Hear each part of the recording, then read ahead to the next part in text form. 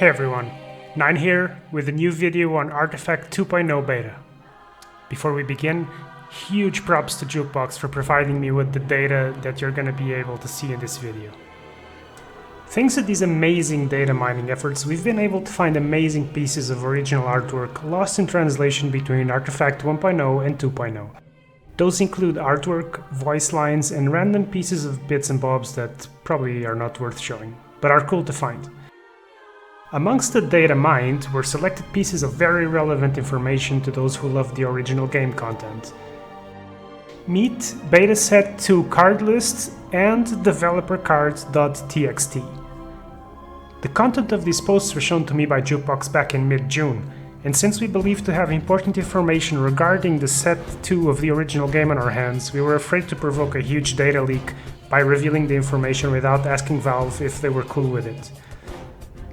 Subsequent conversations with the Artifact dev team revealed that the developer card text file was purely a tech experiment and far away from anything that would go in the final game, and the information we had uncovered was basically dismissed as old junk and not true upcoming content, so fear not, there are no spoilers in here. TLDR, this is a mix of pre-1.0, 1.0 and 2.0 beta files mixed together, so it's really impossible to tell what's what. But let's have a go at it anyway. The Set 2 logo had already been discovered by Reddit about a year ago. To add to that, we found a new card pack art. I had to go back myself and look at how the Call to Arms original packs looked like. The symbol itself at first glance thought to be invoking the House of Embry, related to Lycan and the such, and visualizing cards such as Unearthed Secrets, for example. However, in hindsight, it's most likely related to the Vool, Rix, and the fact that Rix took the oath and became Oathbound. Developer cards included things such as X mana cost spells, and most heroes had 4 abilities in different combinations of passive and active abilities. Here's some examples of developer cards and how they ended up looking in the public release. In early development, heroes did not seem to have signature cards. Rather, they had 4 abilities that would synergize between themselves and make the hero feel like his Dota counterpart. Alpha Zeus was called Zeus, the Lord of Heaven, and had the passive Static Field ability, as well as the active Lightning Bolt ability, View from the Olympus, and Thunder God's Wrath number 2. If you play the blue card in any lane, he would deal piercing damage to his enemy neighbors and would add a power counter to himself. Activating Lightning Bolt 2, which had 1 round cooldown, would deal 2 piercing damage to an unit, and would add a power counter to Zeus. Later on, when you had multiple power counters, you could remove 2 of them to activate View from the Olympus, which would draw 2 cards and remove 2 power counters. And even later on, you could remove 5 power counters to deal 3 piercing damage to all enemy heroes in all lanes. Let me just comment on how much I really enjoyed the developer nomenclature. Next hero up, Traxxas, the Drow Ranger. A 2/5 green hero with 2 passive abilities, maximum precision aura and focus, as well as 2 active abilities, Frost Arrows and Gust. Again, we see the power counters mechanic come into play. Precision Aura gives allies in all lanes +1 attack if Drow has 2 power counters. Her focus ability says that after her combat phase, if she took no damage, she gets a power counter. Frost Arrows dealt 1 damage to an enemy and would modify it with -1 armor and would give an additional power counter to Drow.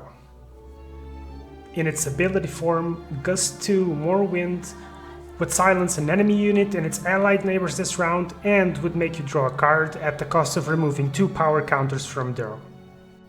A quick aside, but I don't know if you've noticed, the name of the abilities for Zeus and Drow are like Gust 2 and Thunder God's Wrath 2, More Wind and More Wrath. A bit of a conspiracy theory, but if these cards were developed in 1.0 before the game came out, why are these abilities called 2, More Wrath and More Wind? And this is seen in more heroes like Sven and so on throughout the list. To add to that, I also found Mirana's Sacred Arrow cards in the developer cards list. suggesting that this might actually be more than just old junk. But enough BS. Moving on to Sven the Rogue Knight. He's a 2/7 red hero, with 2 passive abilities Greater Cleave and Self-Reliance, as well as 2 active abilities Stormhammer and God Strength 2, Strength Harder. Sven's passive Greater Cleave ability gave him plus X Cleave, where X was equal to half his power counters. His Self-Reliance passive ability meant that before the action phase he would get 1 power counter, and after you played an item card in any lane, you would modify him with +1 attack and give him 2 power counters. His Stormhammer active ability meant that if he had 3 or more power counters, you could stun an enemy this round and deal 2 damage to it and its allied neighbors. God Strength number 2, Strength Harder, could only be played when Sven had 6 or more power counters, and would modify him with +4 attack and +2 cleave and remove those 6 power counters. Did you like those? Check out these bad boys. Broodmother's a 2/6 black hero that adds a Spiderling card to your hand after each combat phase. Presumably her signature card, Spawn Spiderlings, is a 3-mana black spell that modifies an enemy with death effect, summon 2 Spiderlings for your opponent. Rubik the Grand Magus has a passive ability called Arcane Supremacy. If your opponent plays a card, you add X power counters to Rubik, where X is equal to the mana cost of the played card. His first active ability, Fate Bolt, deals 1 damage to an enemy and modifies it with -1 attack for the round at the cost of 3 power counters. Telekinesis 2 would deal 1 damage to an enemy and move it to an empty combat position at the cost of 4 power counters. Spellsteal 2, his last active ability, would add a base copy of the last non-item card your opponent played to your own hand at the cost of 9 power counters. Brewmaster was a thirsty 6/6 red common hero with 4 active abilities. Just a Sip gave him 2 regeneration for this round and would stun him, but he would get 2 additional power counters. Cinderbrew would give a random enemy unit -2 attack this round and give Brewmaster +1 power counters. Blackout would deal 2 damage to a random unit and exhaust Brewmaster. He would give him 2 additional power counters. For the cost of 5 power counters, Brewmaster could use his ultimate ability, Summon Primal Spirits.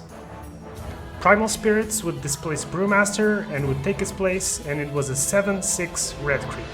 Primal Spirits would have X Cleave, where X was equal to his card's attack. Next up, Phoenix. Phoenix is a 2/5 red common hero with 1 passive ability and 3 active abilities. Plasma Corona is Phoenix's passive ability, which gives her X Retaliate, where X is equal to the number of fire spirits on her. Phoenix's first active ability is Summon Fire Spirits, which can only be used when there are no fire spirit counters on the card. It deals 3 damage to itself and gains 2 fire spirits. The next active Launch Fire Spirit allows Phoenix to launch those fire spirits and deal 1 damage to an enemy, modify it with -1 attack and -1 armor until it dies. Sunray, the last active, can only be played if there are 2 or more fire spirits. You choose an ally, you heal it for 2, and deal 2 damage to its combat target. Keeper of the Light, a 1/5 blue hero with 4 active abilities. Chakra Magic would add 1 mana to your mana pool, give 1 power counter, and exhaust Keeper of the Light. Blinding Light would disarm an allied unit's combat target this round, give a power counter, and again exhaust Keeper of the Light. Will-O-Wisp, at the cost of 2 power counters, would create a 0/8 Will-O-Wisp blue creep with bounty 0, and before the action phase, you would stun his enemy neighbors this round. Illuminate would deal X damage evenly divided amongst his enemy neighbors, where X would be equal to his number of power counters. Here, things get a little bit more interesting. I had been assuming these were old 1.0 alpha files until I actually had a deeper look into the text. Keeper of the Light's Will-O-Wisp ability, or new ultimate, was added in version 7.20 of Dota 2. The release date for that ability? November 2018. If you recall correctly, that's around when Artifact 1.0 came out. So that obviously raises a question: if these are older files, was the Artifact team aware a few years before that Coddle was gonna have Will-O-Wisp? Or, more logically, these files were developed after the release of Artifact 1.0, which, as we know, failed.